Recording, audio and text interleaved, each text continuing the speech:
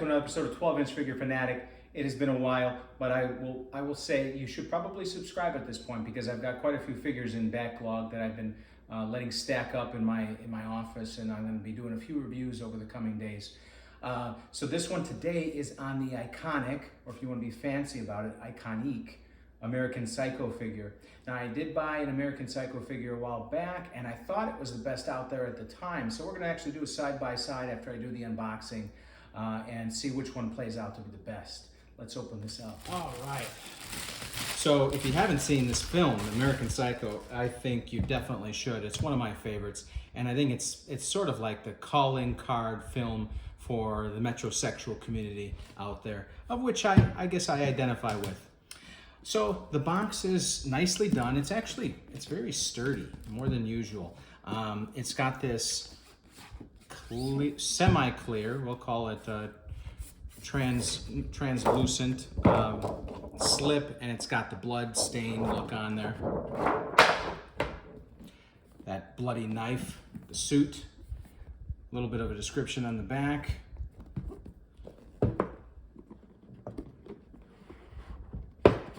Very sturdy box. Okay. Take a look at that. On the other side of the box is interesting, the angle they chose, although I understand. So if you see the film, when he's doing his famous axe wielding scene, the background to that is the kitchen. Although we would mostly identify with that scene in general, the other side of the room. In other words, where you are right now is where the balcony is, and the photos, and the very contemporary couch. Now I do have one of my largest, well, I think it is my largest diorama, is of that scene. And it takes up an awful lot of space, so much so that I don't have it on display right now. And I think it's the most I ever paid for a display. So I love this. It looks, the slip on top looks like a reservation card for Dorsia, which is the very exclusive restaurant in the film. So I love the attention to detail so far, and I haven't even opened up the figure yet. And look at this. They put Vice President Paul Allen underneath all the folks involved in making this figure, as a sort of a making fun of Paul Allen in the film, who was killed. Or was he? A lot of conspiracy theories about the film, that it was the whole thing, the whole 2 hours of the film was something that was going on in his mind and didn't really play out in real life. And that's why the attorney that he had at the end was, oh boy, I'm doing a lot of spoilers here. Never mind. So let's take a look at what else we got here. So they put this instruction card right on top here on how to handle the figure, switch things out, attach things, whatnot. Let's get right to the figure.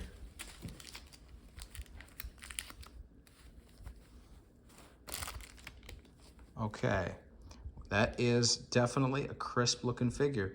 As a matter of fact, obviously there's styles to doing the same head sculpt, right?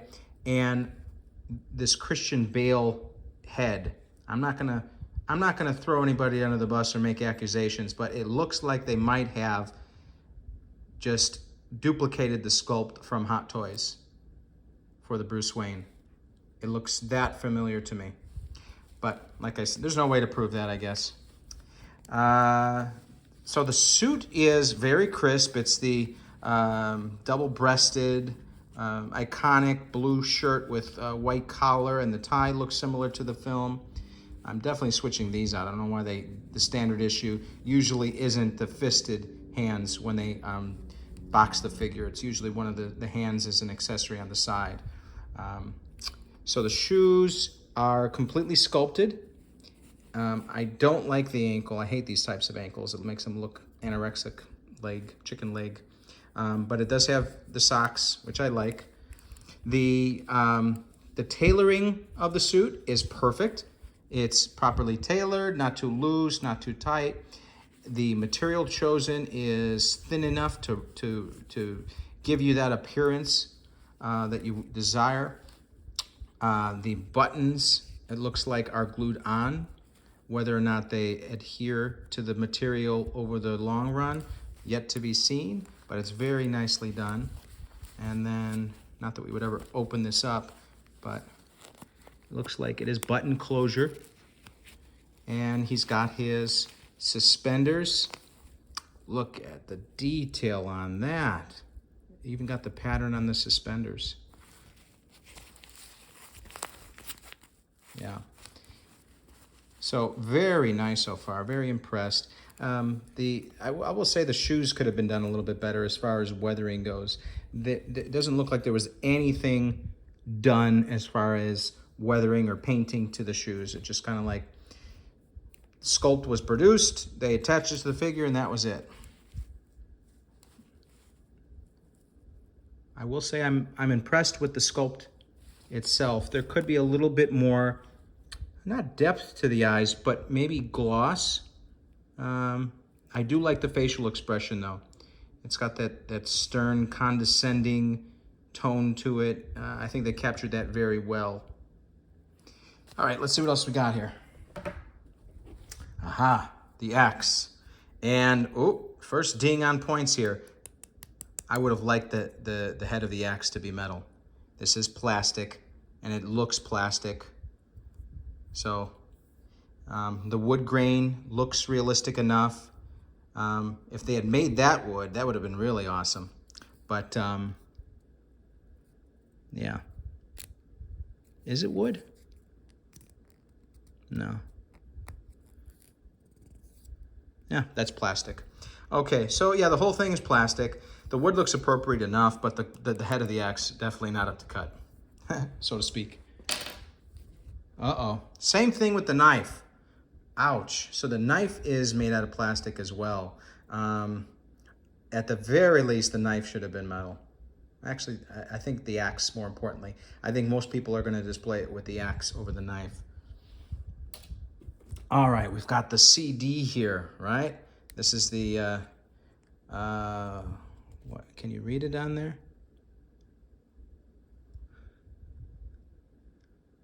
Yeah, it says ICONIQ, so it doesn't say Huey Lewis.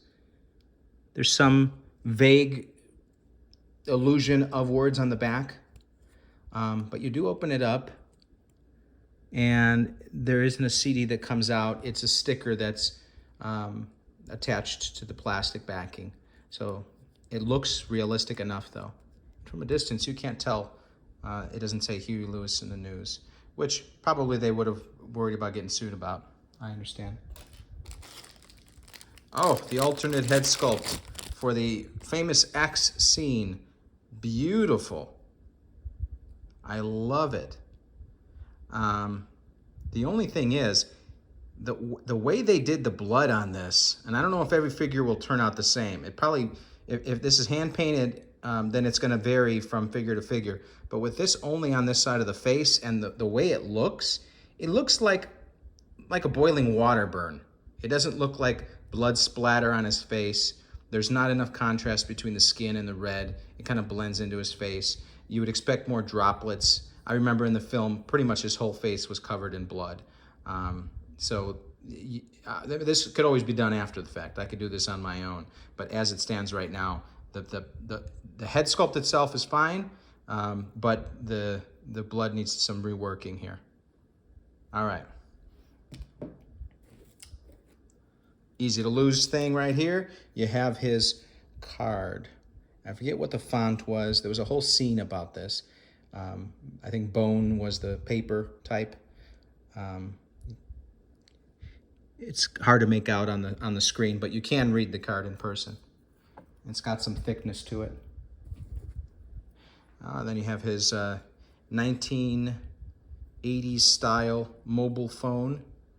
The kids today could never understand what it was like to carry this around. Yeah, or have one in your car. Remember the car phone? All right. Then we have the cassette player. And I don't know if it looked like this in the film. I want to say it had a clear window where you could actually see the cassette, but I could be wrong. It's got enough detail to it otherwise. Nothing moves at all. It's all a single sculpt that's painted, but it looks nice. And then you've got this wire, and it's got definitely some pliability. It's not stiff at all either. and then the headphones. So, very nice. Okay, you've got some gloved hands. And you have 6 additional, or 3 sets of other hands for various holding and posing preferences. And the paint job on the hand is very nice, actually. So the sculpt itself is great. They did some of that famous Hot Toys innovation with the speckle, the paint speckle to give it some depth. I like that. I think that's everything up front. Oh, let's see what's underneath. Okay, got a few things. Wow, they even included a life-size card. Nice full-scale collector's item there. I love it. Beautiful. All right, you've got the staple gun. It looks like this is not a single sculpt. This is 2 separate pieces. The paint job is done very nicely on it, though. It's got some depth. Weathering is appropriate. No movement, but it's nice. You've got the jacket.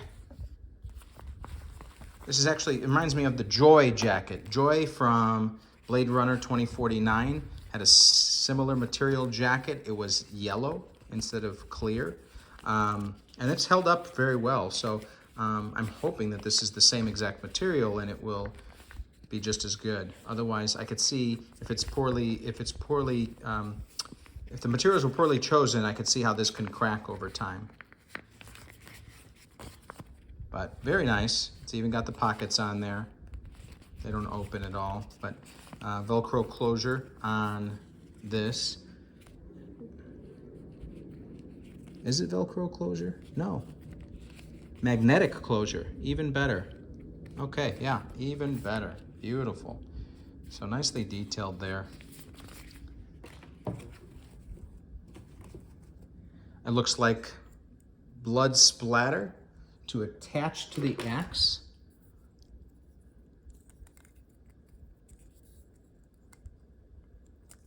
Ah, I see. You slip it right in there. So you get that. You have him posed in that scene where he's swinging the axe. You have this swinging back. It looks awesome. Maybe a little too big or thick on the blood effect. I don't know. It looks, with the thickness that they chose, it looks more like slime. It's hard to describe. A little cartoonish maybe. But I like that they did that. That's awesome. Then you have his coat. And it is nicely lined on the inside. Good attention to detail throughout. It's got sort of a suede feel to it. And no way to close it. I don't know if he buttons it up in the film, but he definitely wears it at times. Key scene is when he kills the homeless man in the alleyway. Okay, got your stand. It's a little bit larger than average, but I like it. It's got a gloss effect right here. I like how they did the newspaper and the blood, because if you're posing him with the axe, especially with the blood on the axe, blood on the face, this is like you're creating the iconic scene right here, just with the base. I would have preferred there be a nameplate on there. I always love the nameplates. Edward R. Pressman Film Corporation. Okay. So the last item is the briefcase. Does it open? Yes, it opens. Nothing inside, no pockets or anything. But yeah, not key, not essential. I love the detail though. It looks nice, very crisp appearance. Not half-assed. And the hinging as well, if you look. It has actual hinging. There's some that have just sort of like this flexible plastic hinge, and as a result, you don't get to pose it however you choose, right? It just kind of, you could open it and then it just naturally closes back up when it has that kind of hinge. So this is great, I love this. Okay, so let's take a look at the figure all set up, and then I'll give you my final thoughts right alongside the other figure that I've had for a while. All right, here we are. I have the figure all set up.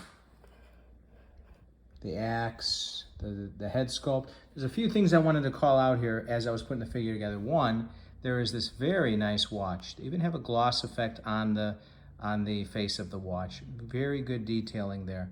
Two, the head attaches via magnet, which you don't see too often, and I really appreciate it because it makes the head switching very easy, seamless. Boom, there it is. Versus some instructions will tell you you got to whip out the hair dryer and plug that in and get the thing all soft. No, who wants to do that? I don't know if I like this whole bloody midair blood thing going on. It looks too fake for me. But once again, I'll call out the paint job on the blood on the face. Also, one thing to notice, as I was putting the figure together, it occurred to me that the material they chose here, although it looks nice, it's got the nice translucence to it, the appropriate translucence, it's too thick. If you look at stills from the film, there's a lot of ripple effect in the material because it's thin. This has hardly any crease to it because of how thick it is. Now, here is my other figure that I've had for years. First thing you notice is the difference in that overcoat, right? So this is a very thin material, still translucent, closes via Velcro instead of magnetic. No big deal there, but the material is much more realistic looking. Also, the axe is metal on my other figure. Watch is cheaper, obviously. Hands, not appropriate. They don't grip properly. But also notice the difference in hair between these two head sculpts, aside from the obvious missing blood in this one. If you watch the film, before he starts wielding the axe, his hair is nice. So this sculpt is perfect if you intend to pose him pre-murder, all right? If you intend to post him post-murder, then that's the look right there. The hair all flipped around, the face bloody, right? Also, he's got more of that kind of rageful madness in his face after he does the murder. Before he does the murder, though, he has sort of this playful chuckle kind of face. So both expressions are appropriate for the period in the film that they're depicting, all right? Other than that, the pinstriping is a little bit more fine here. It's a little bit more obvious, but also wider here. So I actually prefer the pinstriping on this one. Now let's get to the accessories. So I pointed out you have the briefcase with this one. My other one has a briefcase, but it's a little bit more, first of all, the paint came off on it, but it's just one single sculpt painted, right? Plus look at the difference in size, right? So next to this, maybe this one is too small. Maybe this one's the more appropriate size. But the fact that this one opens, I definitely appreciate that. Now let's look at the nail gun that came with the figure today and the nail gun that I had. Obviously difference in size. Once again, the scale is much larger on my old one. But one thing that I like on my old one is they actually have some of the nails in there, right? So the nails are sticking out. It's got this label on it, Hitachi, right? So as far as that goes, it's a little bit better than this one because this one has no nails in it and no label on it, all right? Next, let's look at the phones. Two phones, right? The figure today, definitely larger, right? But my other one actually has the readout of the numbers and symbols, okay? Now, if you take these two and put them next to the figure, you will see that the larger one, or the one from the figure today, is a little bit more realistic as far as sizing goes. So that one wins out there. Now let's look at the headphones. So I looked at some photos, and the one that came with the figure today is accurate to the one that was used in the film. This other one is just, I guess it's kind of random because it looks nothing like the one from the film. But it does look nice. It's detailed. One thing I do like about the other one is this is actually wire. So even though this one might seem easier to work with, if you're actually posing the figure with the headphones, you get a little bit more realistic display quality by being able to pose the wire as well. So I do like that. Now, one thing that's missing from the new figure that is key is the chainsaw, right? That's important. Now, I don't think this one actually came with my other figure. I think I pulled this off of a Texas Chainsaw Massacre figure. But obviously another iconic scene in the film is when he's running naked through the hallway of his apartment complex and he's got the chainsaw, right? The other thing that's missing is some sunglasses, right? Because if you're wanting to create the scene where he's wearing his headphones, he's in his office, he's got his blazer off, and he's exposing those nice suspenders, that classic scene has sunglasses in it. So at the very least, if you plan on posing it that way, you'll want to get some sunglasses to go with it. Otherwise, aside from those slight variations, I'd say that hands down, this new figure today by ICONIQ definitely wins out. As a matter of fact, it's one of the best figures I've seen so far. You could tell they took a lot of attention to putting this figure together and being mindful of the consumer who's handling it, and putting it on display. The attention to detail throughout, the addition of the extra business card. I'm going to give this figure a 9.4 out of 10. And the only reason I'm taking off points is the way they did the blood on the face. That's it. That's it. That's all I've got on him. Oh, I also hate this too, but I'm not going to take any points off for it. Thanks for tuning in, guys. I'll have a new episode coming shortly.